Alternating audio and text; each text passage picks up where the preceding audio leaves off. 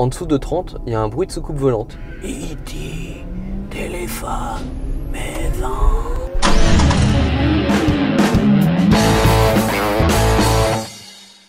Bienvenue dans Starter pour l'essai aujourd'hui d'un taser sur roue premier prix.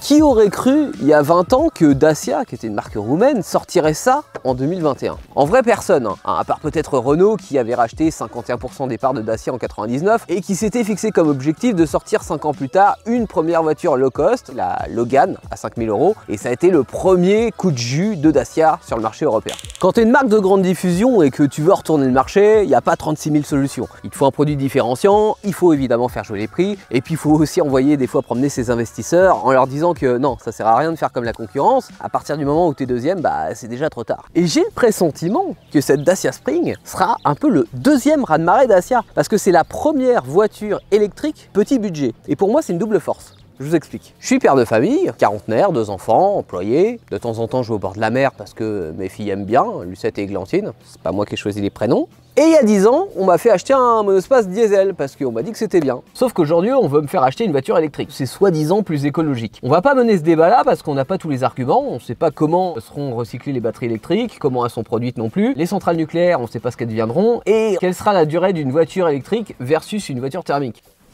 Sauf qu'on me promet un coût de réparation et d'usage plus faible avec l'électrique. Ça se vérifie sur ma prise de 120 volts avec un bon petit contrat des familles. Sauf que perso, je me balade pas avec ma prise de 120 volts en permanence. Ça fait plus de bruit que quand je démarre. Et mon Scénic, lui, il peut faire 800 km d'une traite sans aller le recharger pendant 3 heures. Je vais à une des 11 000 stations-service et je suis peinard. Le problème, c'est que je pourrais bientôt plus aller en ville. Et là, je me pose une question. Est-ce qu'il me faudrait pas une deuxième voiture? Ah, je veux pas un gros truc, hein. Juste une petite voiture pour aller faire 2-3 courses, pour aller au travail éventuellement. Pour les vacances, on garde le Scénic. De toute façon, je vais pas le revendre hein, pour ce qu'il vaut. Mais je veux pas dépenser 50 000 € pour une nouvelle voiture. Eh bien bonjour, je suis la Dacia Spring et je suis disponible à partir de 12 000 balles. Et puis tu vois, je suis quand même moins moche que l'autre ami qu'on n'a pas en commun. Ça, c'était gratuit. On va essayer de la juger pour ce qu'elle va m'apporter en deuxième voiture, pas comme la voiture de mes rêves. Donc je vais pas faire un débat sur l'utilité d'un look de SUV en 2 roues motrices.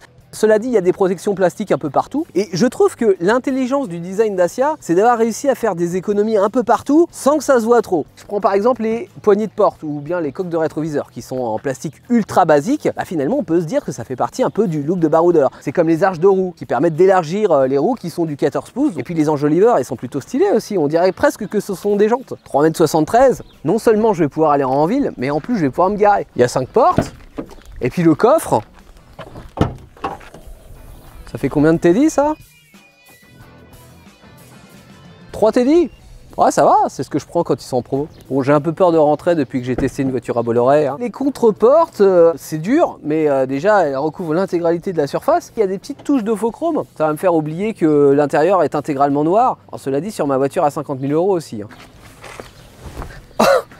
Les dossiers sont durs, hein. Ils auraient pu faire un effort parce que le siège conducteur et le volant ne sont pas réglables du tout en hauteur. Donc pour certains gabarits, ça risque de gêner. Sur la planche de bord, par contre, c'est basique, c'est dur, mais il y a quand même ces petites touches avec ce plastique brillant. Alors on peut se demander comment ça va vieillir. C'est le même que sur une Clio 4 d'il y a 10 ans. Comme ce bouton là qui va être refait, pour l'instant c'est moche, mais ça va devenir un peu moins. Et ça ferait presque oublier qu'il y a la clim, le limitateur de vitesse, la direction assistée, l'allumage automatique des feux, les rétros et les 4 vitres électriques, et puis il y a une radio avec prise jack, USB, Bluetooth et même le DAB.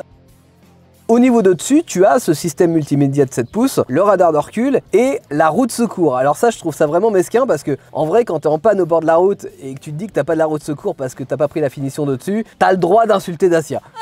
Bon, je vais à l'arrière pour me calmer moi. Il y a de la place, hein, je me dis que Lucette et Églantine avec leur sac de cours seront pas mal. En voiture Simone, ils ont mis une vraie clé, hein, ça évitera de dépenser 300 € pour la changer. Et bah pas moteur, hein, vu que c'est une voiture électrique, ça marque OK.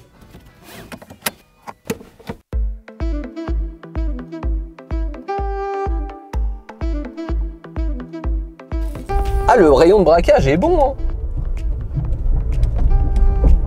Je viens de créer un rond-point. J'ai le tournis. Attention, course-poursuite. Ninja! Ninja!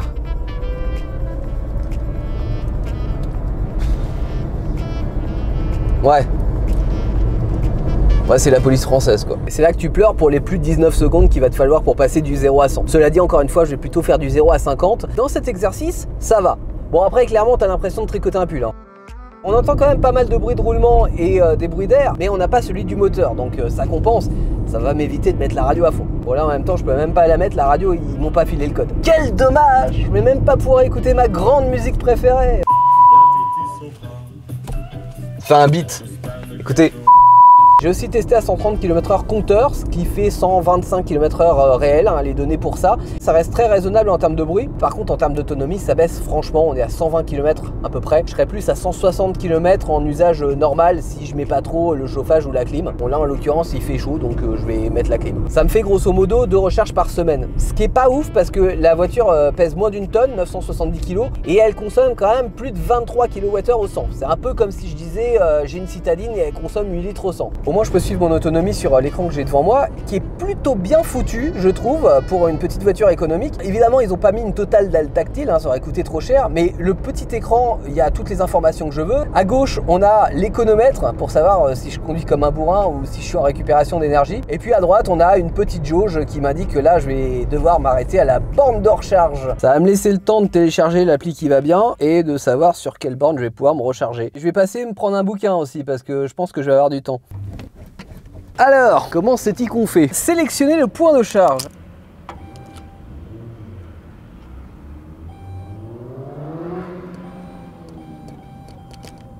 Je fais ça. Ça marche pas. Identifiez-vous. Ça veut dire quoi, identifiez-vous? Parce que j'ai mis ça déjà. One eternity later. Ça, c'est la charge rapide qui est en option à 600 €. Je vous conseille quand même de l'avoir. Et ça, c'est la prise de secteur. Je branche sur la voiture et je branche ensuite sur ma borne.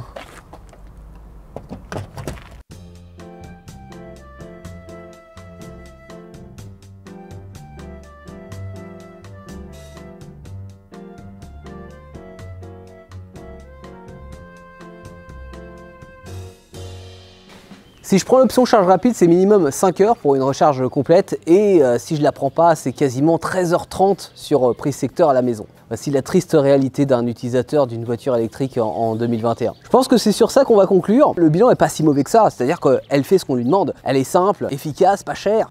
Elle a été conçue pour avoir un équipement correct, avoir une habilité correcte et avoir une recharge qui prenne plomb, mais peut-être même au-delà de certaines voitures électriques. Mais en même temps, je vais le faire au garage et j'aurai toute la nuit pour le faire. Donc si je l'envisage en tant que deuxième voiture, pourquoi pas? Par contre, si je commence à l'envisager en tant que remplacement de ma voiture principale, là je vais me prendre tous les défauts dans la figure, qui sont d'ailleurs pour la plupart inhérents à une voiture électrique. D'avoir une autonomie limitée, de devoir planifier sur mon application sur quelle borne je vais m'arrêter, borne qui si ça se trouve sera en panne en plus, je vais attendre pendant des heures, je vais me restreindre sur l'utilisation de ma climatisation, de mon chauffage, de mon autoradio. À 12 000 €, est-ce que c'est vraiment ce que j'attends d'une voiture? Surtout que si je commence à comparer avec le thermique, et toujours chez Dacia, on a une Sandero, on a un Duster, pas mal comme voiture quand même aussi. Hein. Donc non, restons sur mon idée de deuxième voiture, j'achète une Spring, comme ça je reste un mec branché, et puis je me fais plaisir en allant loin avec mon bon vieux monospace des familles des années 2000.